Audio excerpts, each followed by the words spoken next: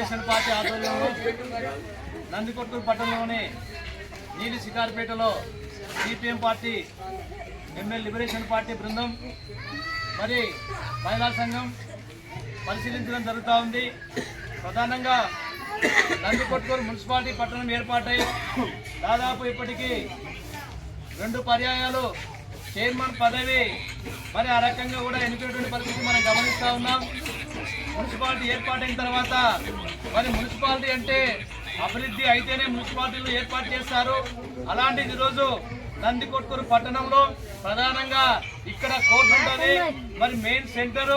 ఈరోజు ఉన్నటువంటి మొత్తం కూడా పేదలు నీరు శికార్ పేరుతో ఈరోజు ఆ రకంగా కూడా జీవన శైలిని కొనసాగిస్తూ ఉన్నారు.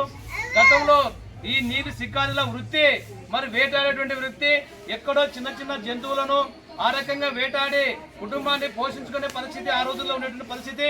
మరి ప్రధానంగా ఈరోజు ఈ నందికొట్కూరు పట్టణంలో కర్నూలుకు మధ్యలో నంద్యాలకు మధ్యలో ఉన్నటువంటి మెయిన్ నందికొట్కూరు ప్రాంతం ఇది.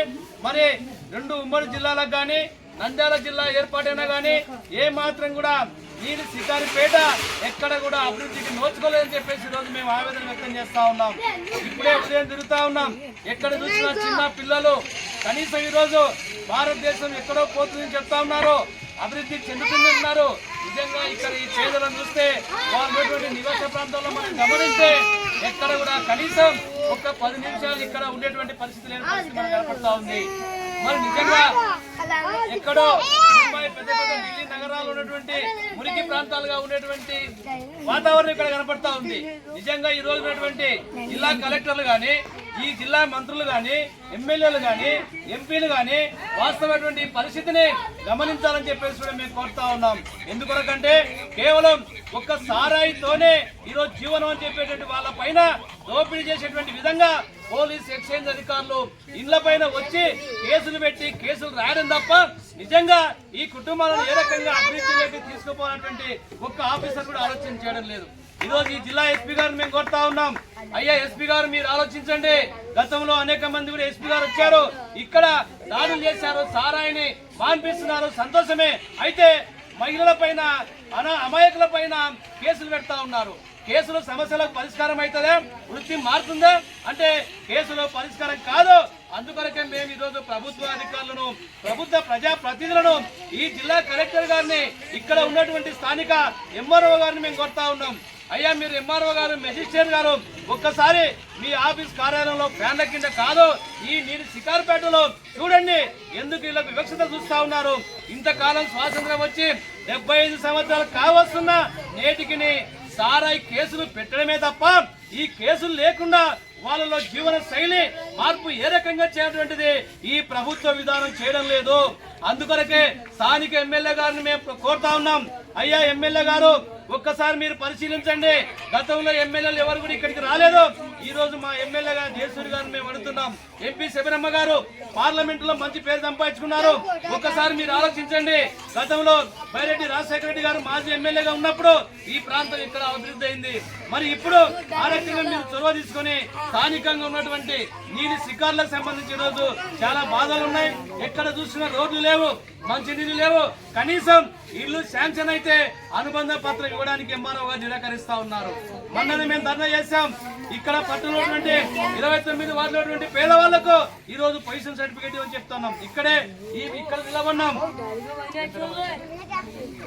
మల్లిక ఇంటి దగ్గర ఉన్నాం, వాళ్ళ చిన్న పిల్లలు 4 పిల్లలు సంకల పెట్టుకుని బిల్డింగ్ కూడా కొట్టుకుని ప్రభుత్వం ఇచ్చేటువంటి 2,50,000 రూపాయలకు ఎంఆర్ఓ చుట్టూ తిరిగితే అర్థం కాని పరిస్థితి ఉంది.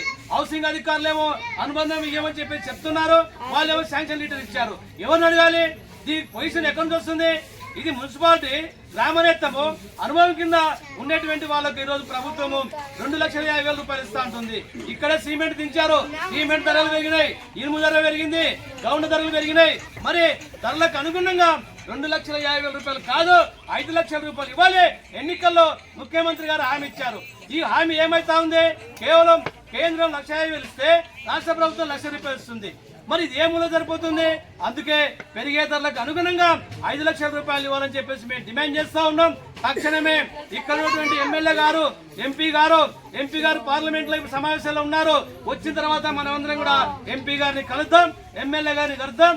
దయచేసి ఇక్కడ రాజకీయాల కోసం మనం ఆలోచించకూడదు. ఈ ప్రాంతం అభివృద్ధి కావాలి. చిన్న బుడిబుడి పిల్లలు వాళ్ళని చూస్తే మనసు జాలేస్తుంది. కనీసం వాళ్ళకి పెట్టే దిక్కు లేని పరిస్థితి మనం చూస్తా ఉన్నాం. ఎక్కడో పని పోదామంటే పని చేతగాని పరిస్థితి ఉంది. చాలా మంది కుటుంబాల్లో చూసాం. ఎక్కడ చూసినా ముసలి వాళ్ళు, వృద్ధులు, ఆ రకంగా మహిళలు చాలా హీనంగా ఉన్నారు, రక్తహీనతతో ఉన్నారు. అందుకొరకే దయచేసి ప్రభుత్వం ఆలోచించాలి. నీలి శికారుపేటకు అభివృద్ధి చేయడానికి ఆ రకంగా కూడా ప్రభుత్వం ముందుకు రావాలి.